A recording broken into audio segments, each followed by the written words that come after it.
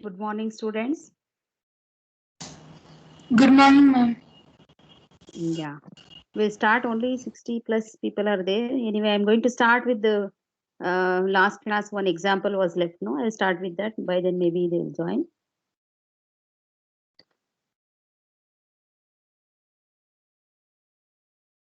Hello, ma'am. Excuse me, ma'am. Yes. Actually, we don't have an access to recording videos, ma'am. Yesterday class, I was just trying to play the video, so it's showing some 404 not found error recording videos. Oh, is it? Okay, I'll check it. Okay, I'll check it. Okay. I have uploaded one video. Is it that you are saying or what? Actually, Yesterday's class, ma'am, fourth page. Yeah, I know. Okay, I will check it. But I had uploaded one video after the class. We'll see. I'll check it. Okay. Yeah. Okay, ma'am.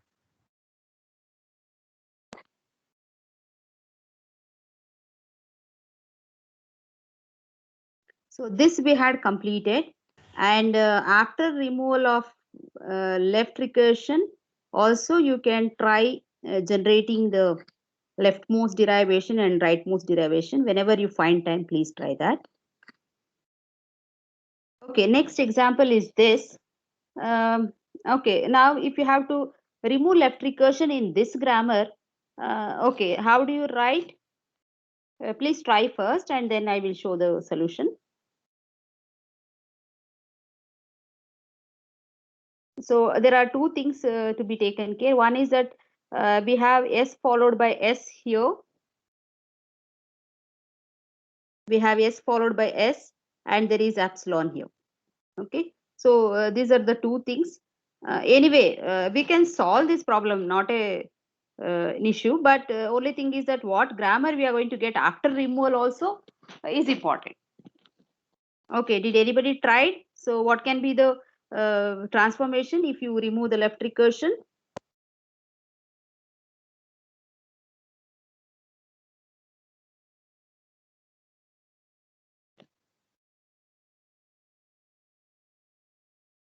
Okay, compare with the general form. So this is the left recursive rule. Here we don't have left recursion. Here also we don't have left recursion. Anyway, this is epsilon. So only in this rule we have left recursion. These all are my beta 1, beta 2, beta 3 maybe. And this is my alpha 1. So if we transform, it will look like this. So my beta 1 I'm going to take and then I'm going to introduce one new variable, say S dash. Similarly, for the other alternative also BSB S dash. And then for this epsilon, we are going to concatenate with epsilon. So it becomes a unit production. So S dash. And then for S dash, we are going to have this alpha 1, whatever may be, we are going to take the same thing. And then followed by S dash and then epsilon. So the problem with this grammar is what? Still, we can get the indirect left recursion. That is the issue with respect to this problem. Why? Because here we are having a unit production. So next and when we use that, no, here also it is followed by S only. Okay, so if I take this as epsilon, then another S is there. So that is the problem actually. Okay, otherwise it's fine. You just apply the rule and accordingly you can get the resultant grammar. So indirect left recursion is there still. So I think I can stop this. Let us continue with the next topic. Ma'am, Yes. yesterday you asked to do one problem, na ma'am. I put it in the chat. Like we only had given the expression E Yeah. equal to E or T. Okay. For Okay. You completed that. Okay. I will check it. Okay. I'll check it. Thank you. okay. Like yes. Do you have any doubts in that? Ma'am, I wanted to say that it is not ambiguous. Okay. Okay. So when did you post? Now is it? Is it now? Ma'am. Did you post it now or when? I Yes, could ma'am. not see This that. meeting only. Oh, in the meeting only you. Okay. It's there only, ma'am. Ah, yeah, yeah. Now I am able to see. Yeah. Okay. So this is what From you the are saying, meeting right? itself, you can check the chat option, ma'am. Yeah, I could access this. Yeah, here, isn't Uh, it? Yeah. yes. Okay, so this is what you tried, right? For the expression grammar, and now we have got the okay. This I think one Vishnu also has posted one particular tree he has posted. Yeah, of course. What you are getting here is you are getting both the leftmost derivation tree and the rightmost derivation tree. Are you getting same?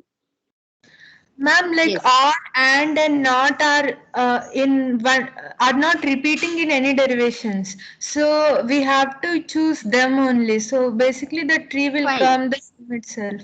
Yeah, no problem. Yeah, but our grammar is suitable now, right? It is unambiguous. Why? Because we have taken care of everything. We have taken care of the non-terminals. We have taken care of the precedence of the operators.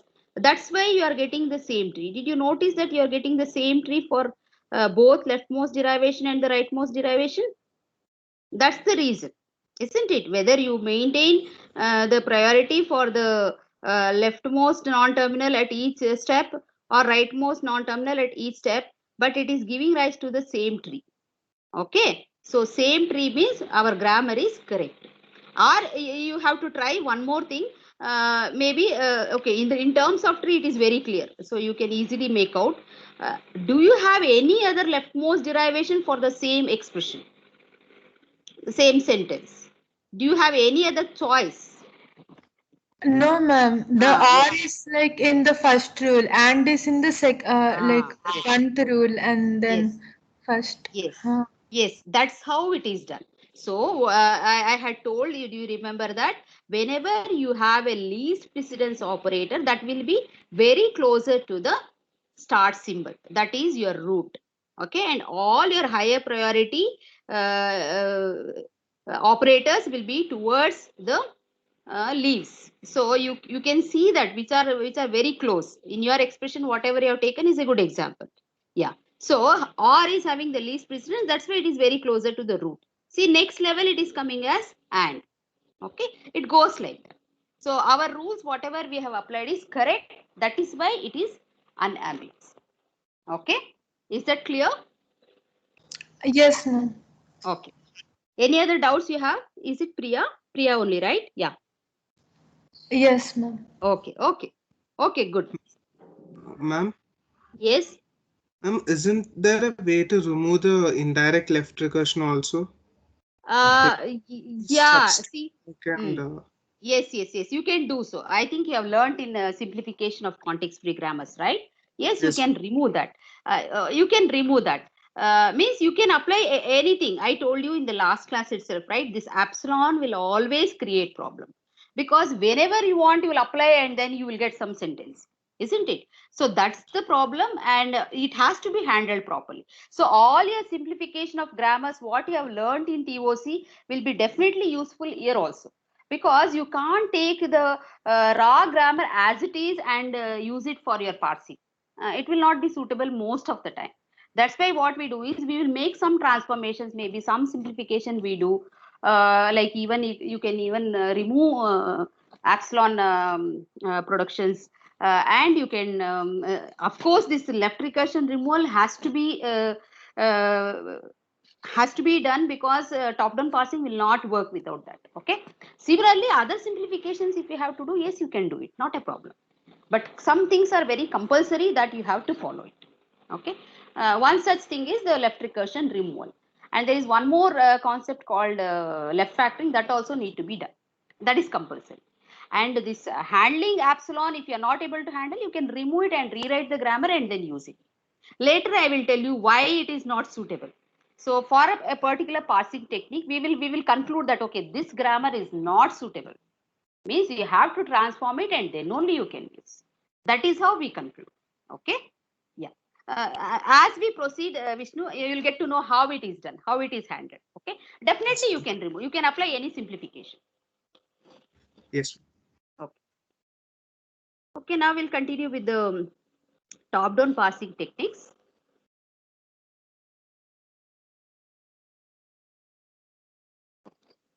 So I have just given the introduction.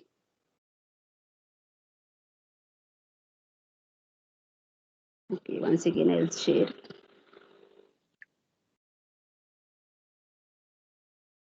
I will share once again. It's not showing the tools.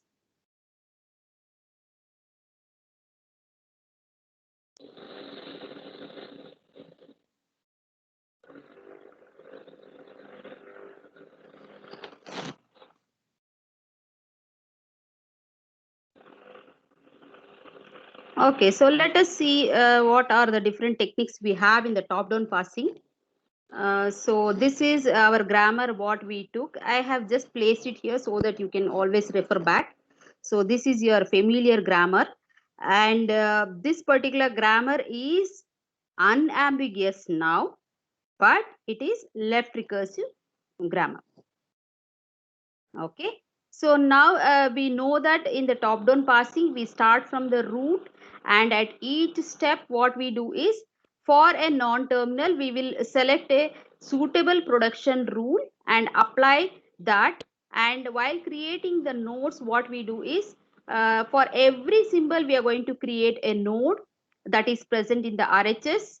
And if it is a non-terminal, then we have to expand further till we get all the terminal symbols in our tree. And if you read from left to right, it should give rise to a sentence. Till then we will do this process. Okay, starting from the root node, that is the start symbol, you go on applying the sequence of production rules by creating the nodes corresponding to each symbol, and then finally we should get the sentence. So that is how the top down parsing works. Now, what is the challenging part is that whether we are selecting the right production rule at each step. So that is very important. So if we make a wrong choice, then it may lead to non-termination, because maybe you will not be able to continue. So that may happen. So that is the wrong choice. Non-termination is a bad property for a parser because it will not terminate. You will not know, it will abruptly give some error message, and then you will not be able to see what is the error. Okay, so non-termination is a bad property for the parser. We should take care that if it is a good grammar, then it would terminate properly, and if you are deriving properly also, it will be successful. So parser must take the right choice. So means in our design we have to take care that, okay, if this is the symbol, then what is the choice? So we have to take care of that.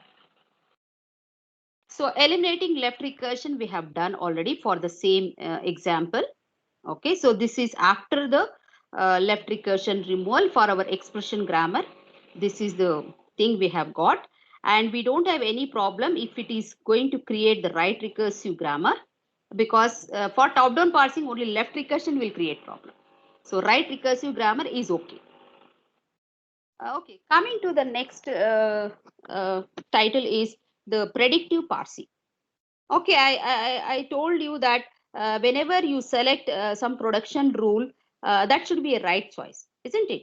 Suppose you make a wrong choice by choosing something which may not lead to a solution, where we wanted to generate some sentence and we wanted to verify that sentence whether it is there in the language or not, but we are not able to do it. Okay, due to some wrong selection of production rule at some step. Then we will have to backtrack and try with other choices.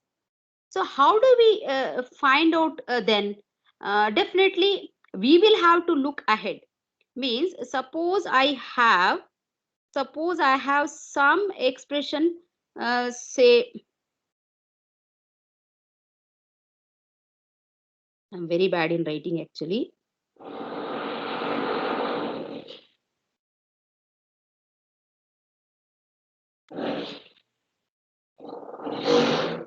Okay, I'm not able to do it. Okay, I will tell you. Suppose I have some expression, say id plus id into id. So that's what I have got. Okay, if that is the expression, then what we have to do is, we have to see whether my symbol starts with id. That is one thing. And the next thing is, after id, what do we have?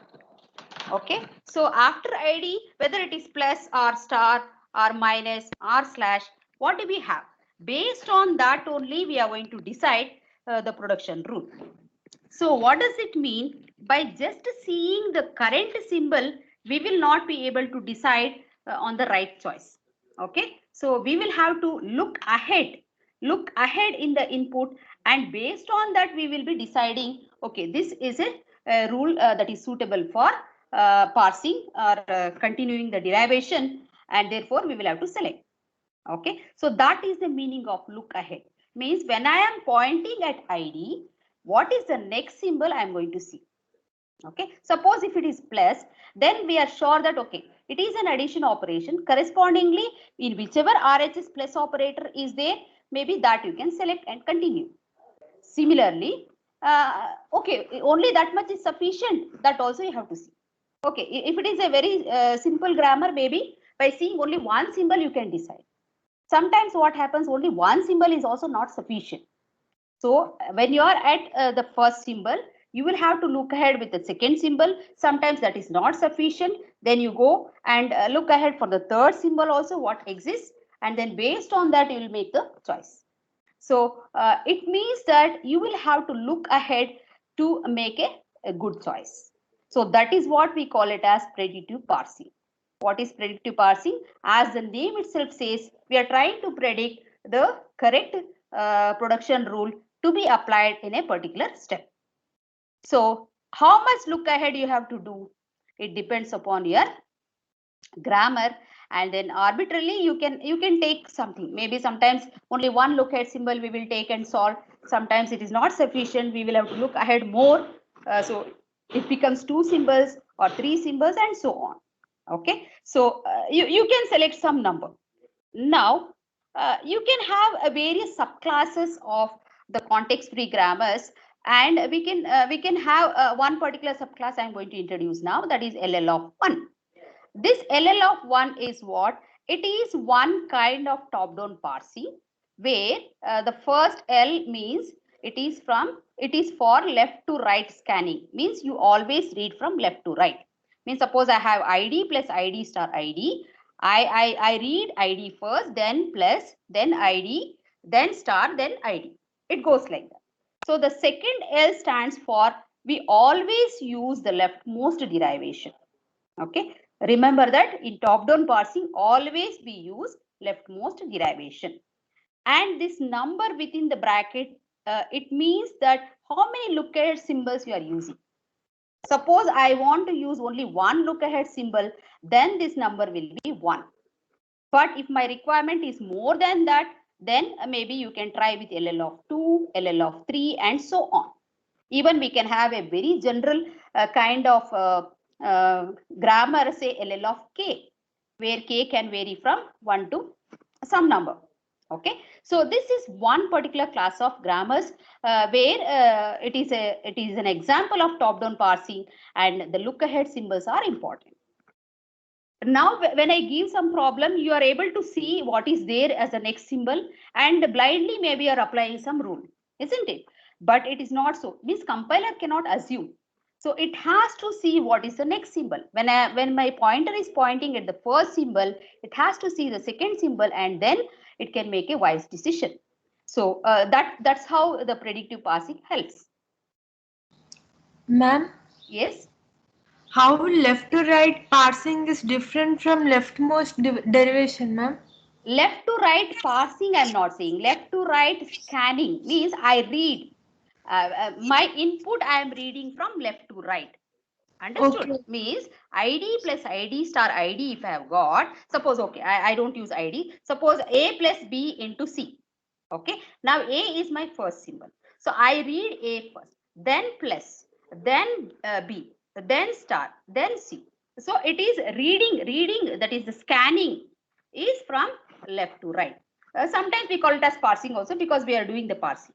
But the second L is what? Leftmost derivation. It is about how do you give the priority on applying the production rules. So whatever you have practiced, no, like rightmost derivation and the leftmost derivation, we will be using the leftmost derivation only. So that's what it means. So this is for the first L is for the order in which you are reading your input, that is the one, and the second L is for what?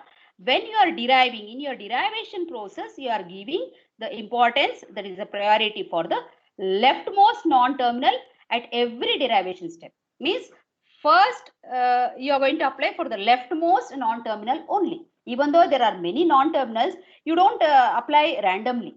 Okay. So suppose I have got E plus T, then my leftmost non-terminal is what? E only. So I apply for E first, not T. So that is the meaning. Okay. Is that clear? Yes, ma'am. Okay. Okay. So anyway, when I complete that parsing technique, you'll come to know more about it. Okay. Okay, so in the predictive parsing, what is the basic idea then? So definitely we will have to see what are the possible RHS and how do we make the choice. Okay, suppose I have A is equal to alpha, some substring you have in the RHS. This is the first RHS, and there is another RHS, say beta. Okay, this is another choice you have.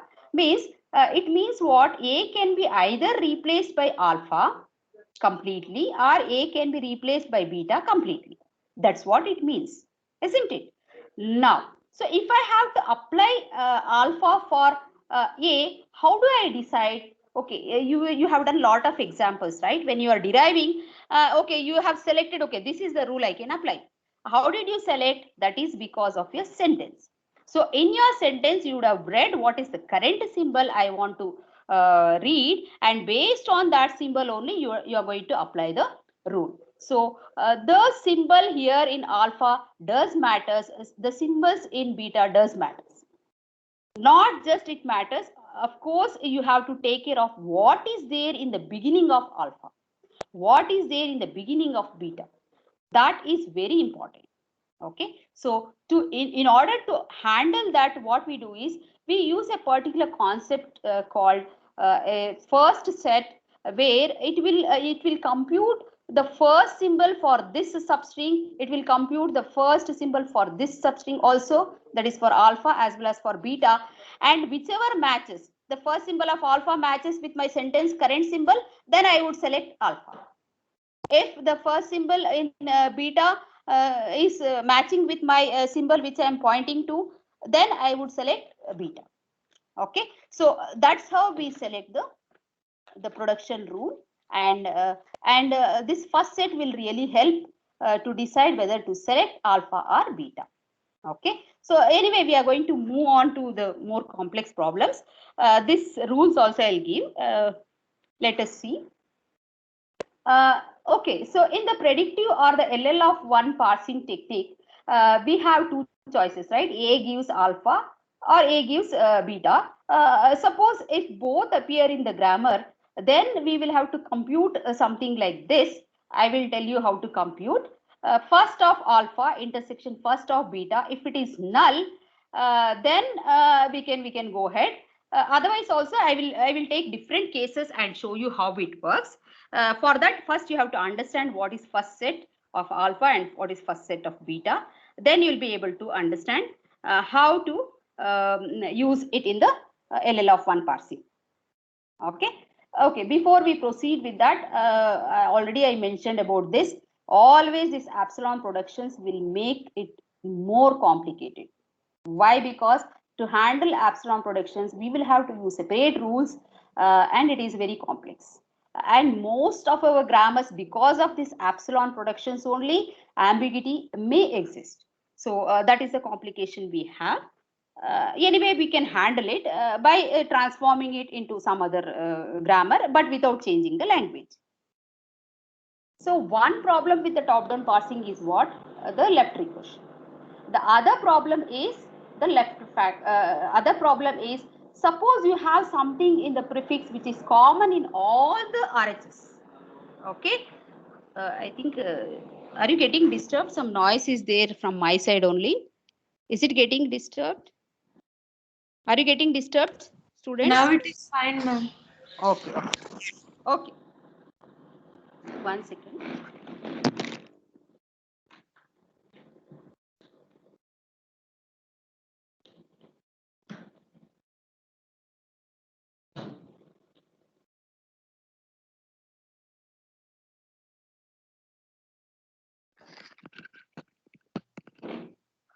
Okay, in the last class, I told about the left recursion. What is the issue related to left recursion? So the issue is because we are using the leftmost derivation, and if the left recursion is involved, then it may lead to the infinite loop. So that is the effect of it. Now coming to the left factoring, why this is essential? That is because whenever you have something, some prefix common, okay, let us take this example. Suppose I have some rule, say A gives alpha beta 1, alpha beta 2, and so on, and some gamma here. Okay, and if you notice here, in all these RHS1, RHS2, RHS3, and so on, some RHSN, in all these, what is the common thing you have? Alpha is the common prefix. Okay, so whenever you have the common prefix, what happens? Even though you use the first symbol, so first of alpha is what? Suppose I have first of alpha as some symbol, say small a. Here also I am getting small a, here also I am getting small a, here also I am getting small a. Then which one will you apply? Whether to apply this rule or this rule or this rule or whatever. Okay, so that becomes a conflict for you to decide which production rule we are going to select in the derivation process. Okay, so in order to eliminate that, what we do is we do the left factoring. And if we don't take it, what happens? Unnecessarily, we may make the wrong choice, and due to the wrong choice, we will have to use the backtracking.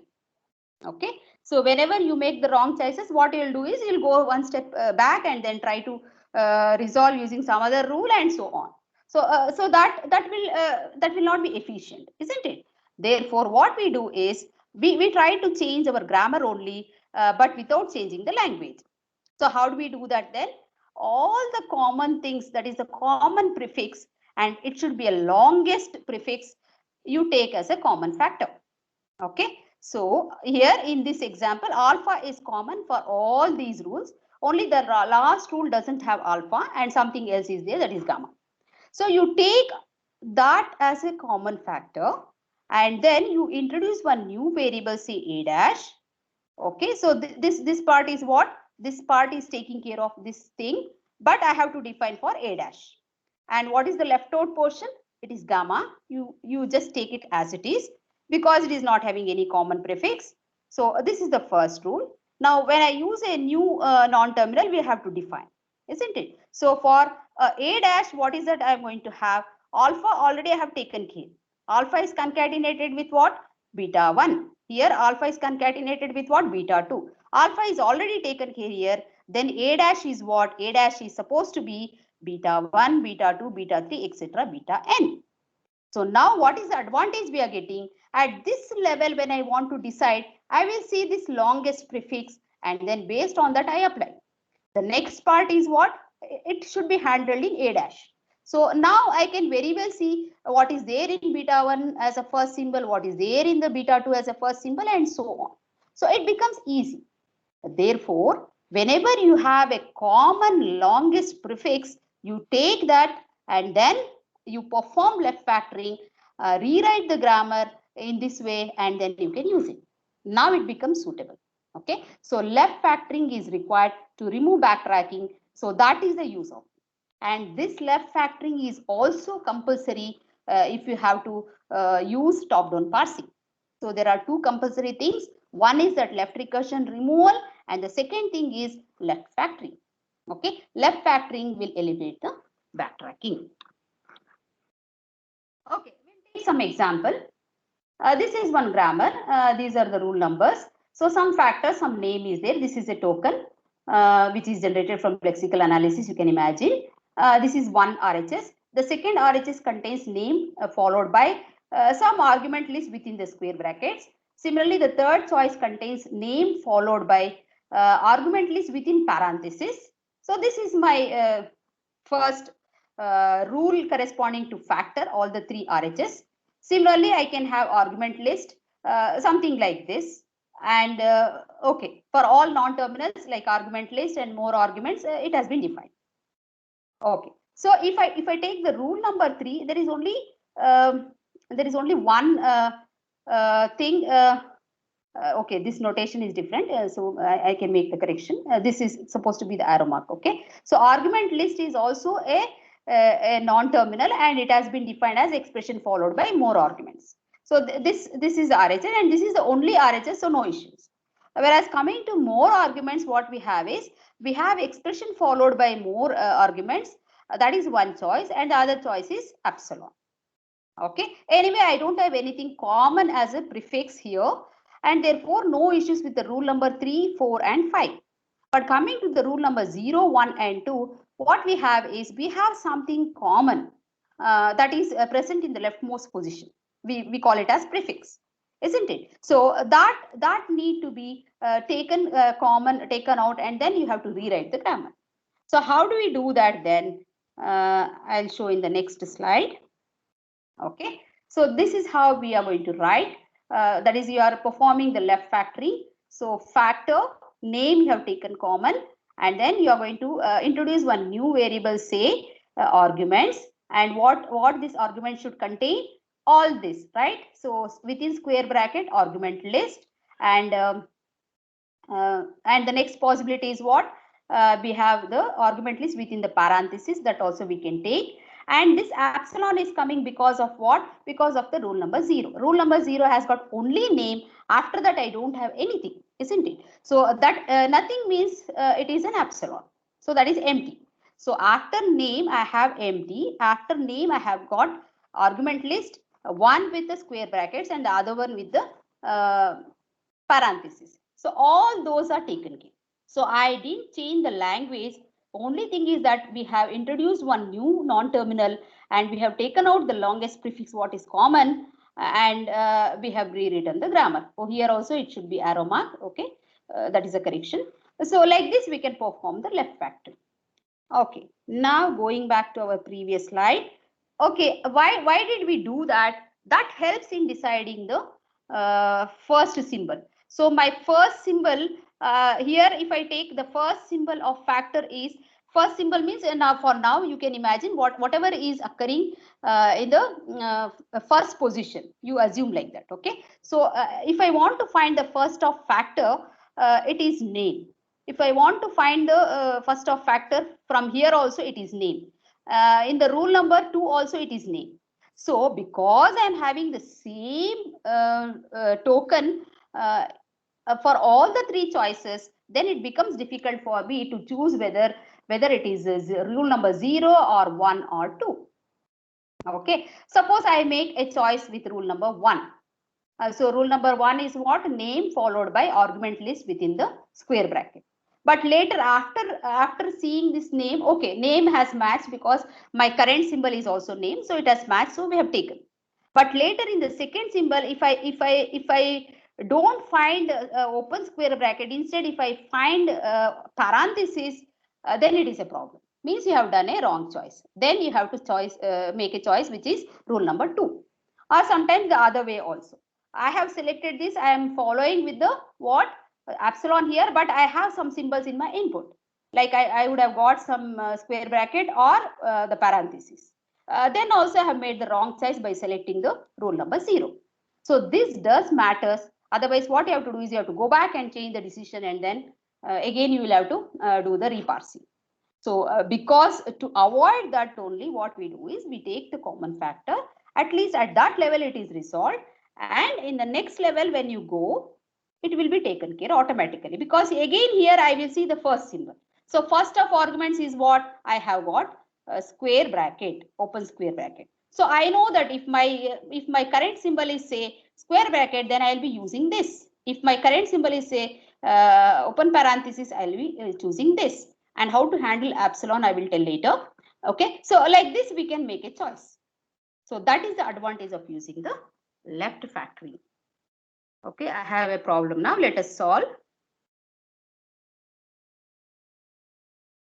Okay, let us try to solve this. Please tell me, how do we solve? So for the first rule, do we need the left factoring? Students, is it visible or should I zoom more? Okay, for the first rule, left factoring is required? Yes, ma'am. Okay, I'll copy paste first and I will try to rewrite. Okay, so for the first one, I need to perform the left factoring. I need to perform the left factoring here also. Suppose I want to do it, I will introduce one new variable, say x. Okay, so I have introduced one new variable, say x. Now what is my x? X is already there. Okay, I'll take something else then. Okay, I will use y. Yeah, y is not there. Y should be what now?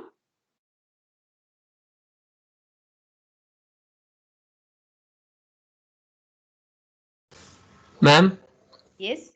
ma'am, for left factoring, the leftmost term in the every or option should be same, no ma'am. Like alpha, alpha, alpha in every or options. Yeah, see here. Okay, in my previous example, it was different, right? Now, okay, if you see the first rule, what is the common left symbol you can see? What is the common prefix? Yeah, What is that the is common prefix? E, Here, ma'am. E, yeah. In the Right. next option also it is E, ma'am. Yeah, that's what I am taking common factor. But So in I have every taken the option it common should factor. be E, no, ma'am. No, not like that. Something need not be common. So that I have taken separately. See, I have copied t as it is. Why? Because that for e gives t, I am not changing. It is same. Only for these two rules, I am performing left factoring. In my previous example also, it was like that, right? See here, after name, nothing was there. For this, we had something, right? Or maybe I will take some different examples. Okay, first try to understand. Once I complete, maybe your doubt will be clarified. So, okay, this city I have copied as it is because I don't have anything common. I'm not changing the language. It remains same, right? Now for the other two, what I have got E as common. Now for Y, what you introduce only is important, isn't it? So this I will remove. So what is that we should have now? We should have for y what? You can have Plus t or minus t.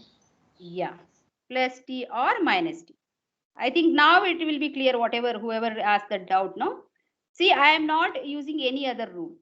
In place of y, I can only take plus t or minus t. Means I have handled this portion and this portion. Okay, and this remains as it is because it is not having any common factor. Is that clear? Yes, ma'am. But it Okay. would be more efficient if every first term is E. Yeah, you can't expect the same thing everywhere. No, this is a practical grammar. If you have common everywhere, it need not be like that.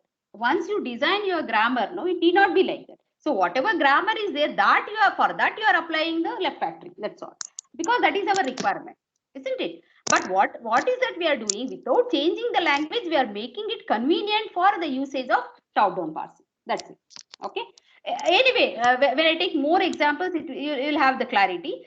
As you said, if it may be efficient, but my aim is what? I have to use this particular grammar only for my arithmetic expressions. I can't go without this. Then I have to use like this. Anyway, is it changing the language? No. So that is my aim. So no problem. Similarly, for the other one also, t is common. So I will introduce some new variables is z, and f is free from the common prefix. So I just retain as it is. And for z, now we are going to apply the rule. Okay, I will copy paste and change. To control the ball.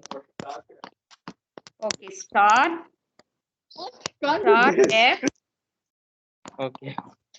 slash f. Oh. So Okay. so only for these two rules, that is for E and T, there was a requirement for left factoring. Do I have anything common prefix for the next, that is for F? We don't have, because this starts from F and this starts with something else. And if you see, okay, if you substitute for X also, it is starting with something else.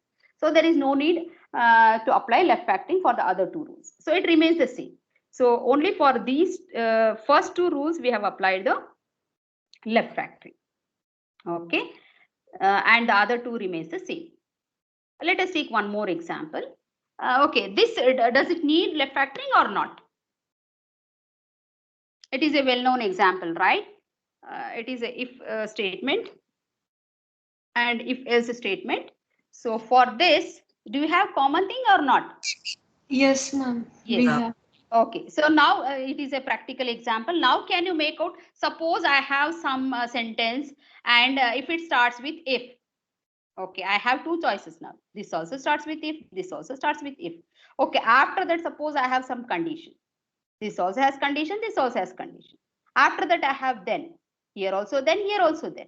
Then I have some expression or some statement you have, for example. So here also some statement, here also some statement or expression. So then it is so important that you have to resolve, isn't it? So let us apply left factoring for this also.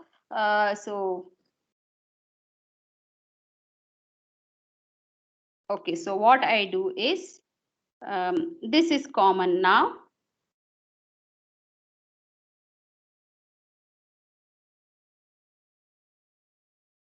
Okay, and I will introduce one new variable, say Q. And what is Q now? Q will be, what is Q? Will be C or epsilon. else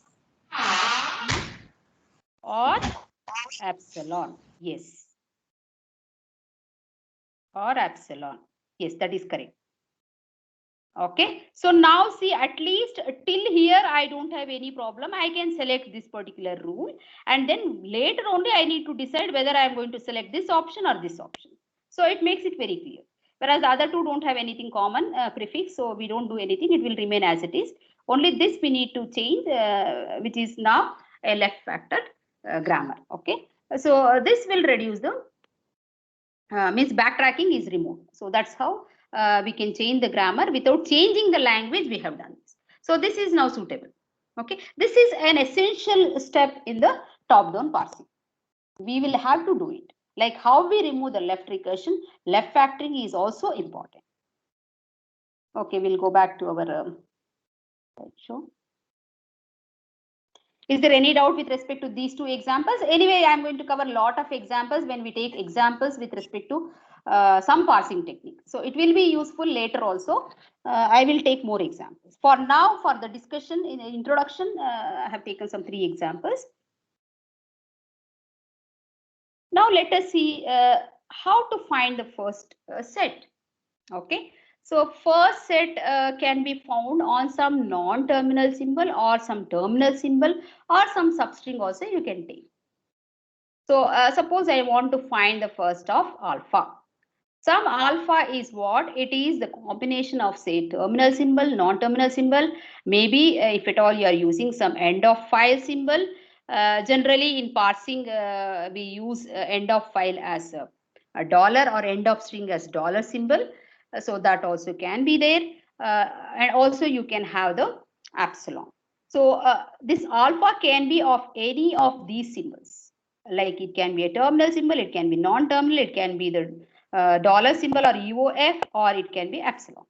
And you can have 0 or more number of a selection of these symbols from the set. So now if I have to define this first set, what do? I should apply some rules to find the first of some terminal symbol or non-terminal symbol. Okay, so let us see with example, then only I can give the generalize the rules. Let us take this example. Okay, anyway, it is a left recursive grammar. It's okay for now. For the left recursive grammar only, I'm applying, I'm just trying to find the first symbol. There are 2 non-terminal symbols here, goal and sheep noise. And there is one terminal symbol, that is BAA with respect to this grammar. Now let us try to find the first set for this particular grammar. Actually, it is an iterative process. So how do we proceed? First, we are going to list out all the symbols like goal, sheep noise, and bar. And note that these are the first 2 are the non-terminals and this is the terminal symbol. For the non-terminal symbols, you initialize as 5. That is the null set. Okay. For any terminal symbol, you take the same thing as an answer. So first of any terminal symbol is itself. So I take directly that. Now, first of goal is what initially I am taking it as empty, but later in the iterative process, in the next iteration, in the first iteration, second iteration and all, we can go on adding the symbols. Okay. Similarly, for sheep noise also, initially it is null, but later when I find some symbol, I add it to that. Okay. So before I proceed with the first iteration, now goal is the LHS and RHS contains the sheep noise. Similarly, for sheep noise, what do we have? We have two possibilities, sheep noise bar or bar. Okay.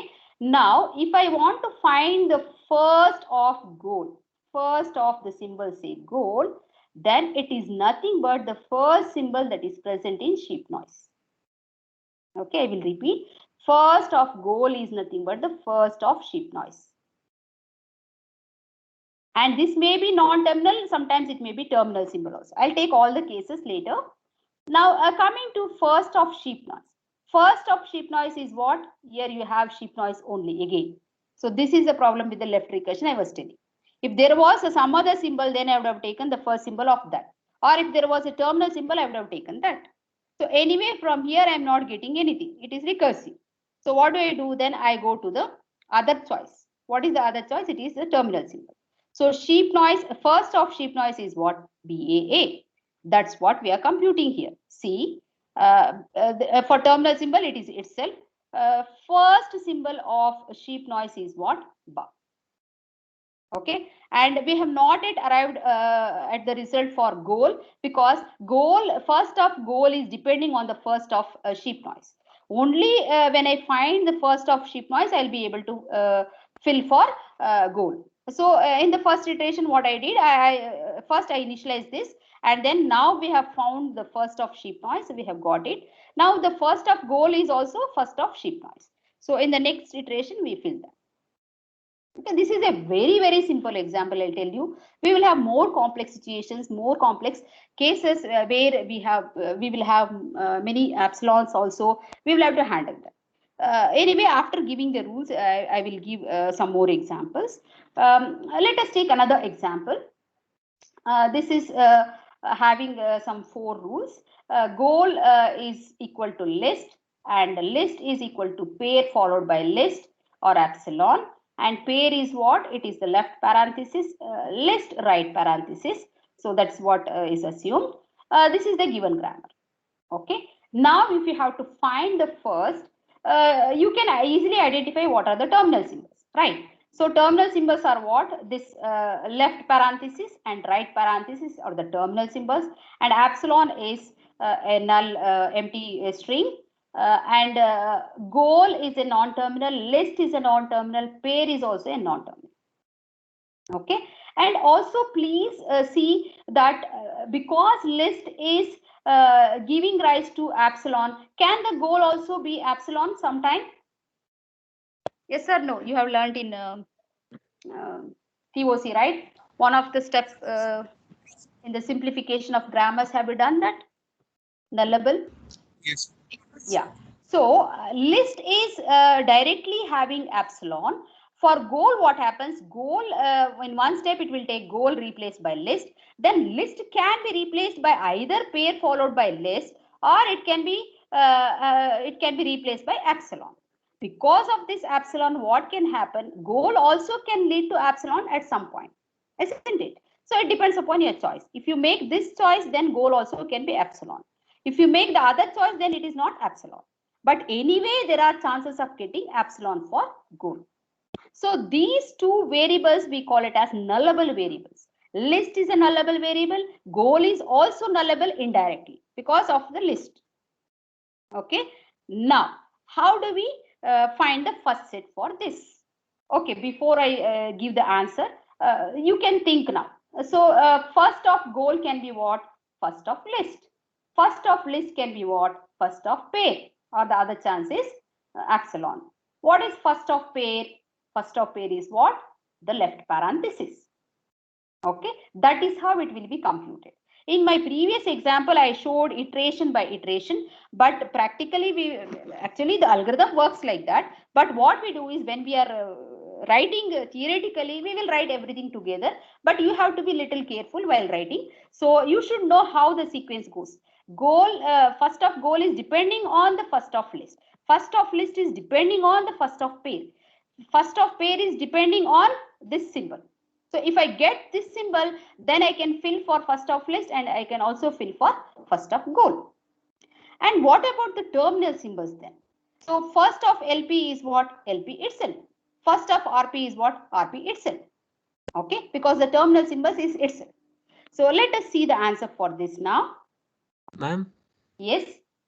Ma'am, why we are not eliminating the unit production? Like we did for left recursion, no ma'am, but here if we just, that goal doesn't make any sense at all. If we remove that goal also, there is Yes. no difference. Yes. So Okay. So if we you remove that, we will eliminate the first of goal. Okay, Since fine. goal is not there. Yeah, fine. So what you're asking is very true. So what we do is, generally what we do is, when I teach the actual parsing technique, you'll understand. Suppose my list is my start symbol of the given grammar. So what we do is, we will introduce one more step. Usually we call it as always zero step. So what we do is, we call it as augmentation. What it does in augmentation, we will introduce one new production rule with some other symbol we will have as LHS. In the RHS, compulsorily we are going to have the start symbol, and actually here I have not shown. Actually, list can be followed by dollar symbol here. That is the EOF. Why that is essential? Because you don't know when to stop the process. Means suppose I take ID plus ID star ID. This is my expression. How do I make sure that it is the end of the expression? So what we do is, in our input, we will take it as, instead of just taking ID plus ID star ID, what we do is ID plus ID star ID followed by $1 symbol we are going to have. Why we are doing this? Because whenever we scan from left to right, we move towards right, and once we encounter dollar, it means that it is the end of the string, or in other words, we can call it as end of file. Okay, so that marks the end. It means that that is the end of your sentence. Okay, means if at all you have successfully parsed it, then it has been recognized by your parser, and you can say that it is a successful parsing. So that step is required here. Actually, dollar is missing because I have not taken the correct example. I have just taken just to show you how it works.